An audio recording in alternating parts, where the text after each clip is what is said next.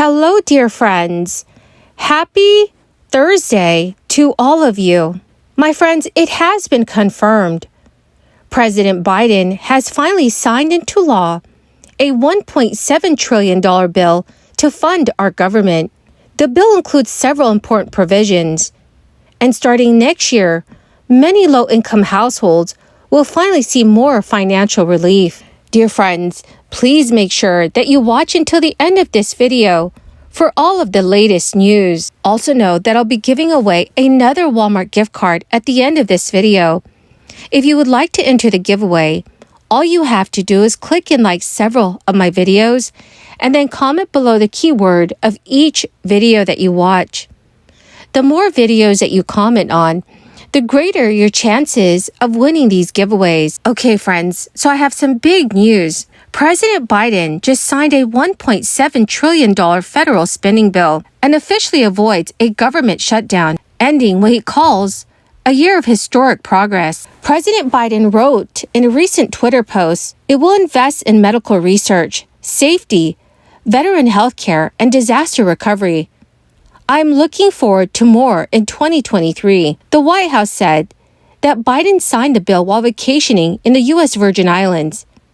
The bill was actually flown to him for signing.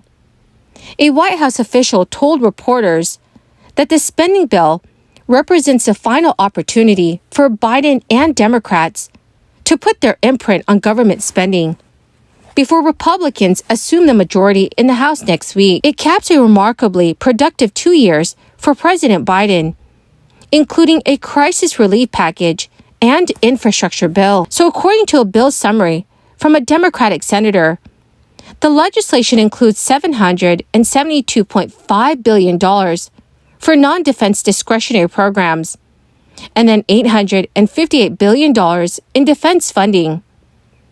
That represents an increase in spending in both areas for fiscal year 2023. It will also provide a boost in spending for disaster aid, college access, childcare, and food assistance. The legislation contains several major Medicaid provisions, notably one that could disenroll up to 19 million people from the nation's health insurance program for low-income Americans.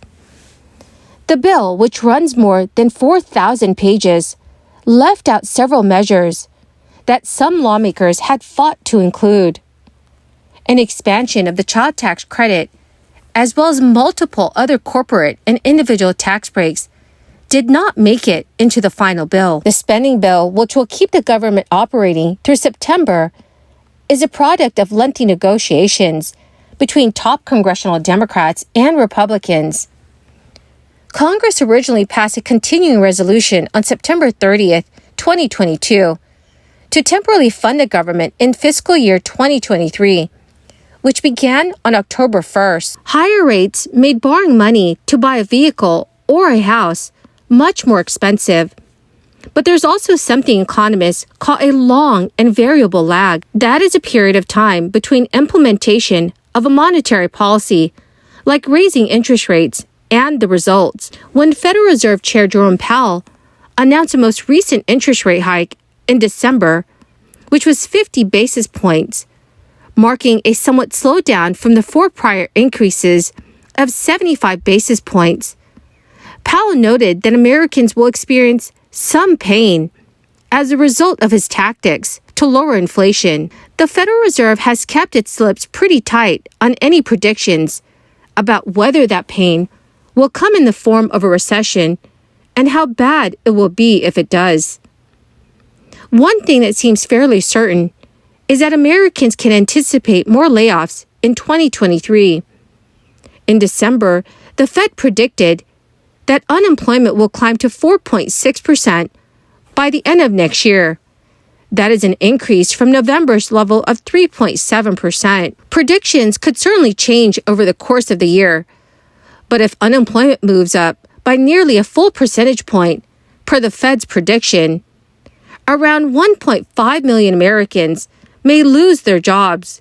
And on top of that, more consumers will start to avoid big purchases like vehicles or a home as the economy starts to respond to impacts of the Fed's interest rate hiking inflation fighting effort. To be sure, the uncertainty makes it very difficult to anticipate what exactly Americans will feel from this policy lag. Many economists have said that the strong labor market at the end of this year is a good sign that mass layoffs probably will not happen in the new year. But still, the Fed projected that inflation will still be above pre-crisis levels by the end of next year.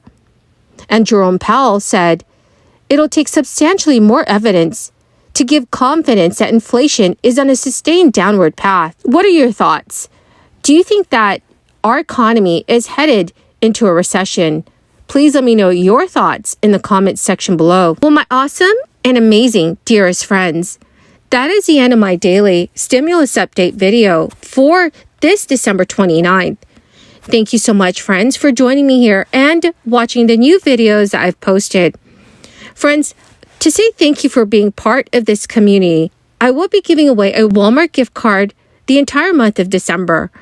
And I will be announcing another winner tomorrow, so please make sure that you do stay tuned for that video. The winner of today's Walmart gift card giveaway is Randy Byers.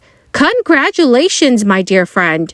To claim your gift card, please check your notifications page and send me a message. Or you can message me on my Facebook page.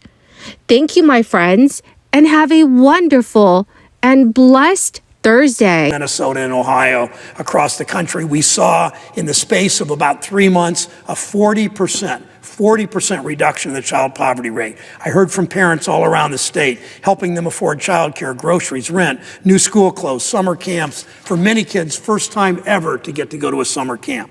We know what a difference this made at a time when families struggled to keep up with rising costs. Unfortunately, the child tax credit expansion ended in 2021. It shouldn't have happened, but we have an opportunity now to get it going again.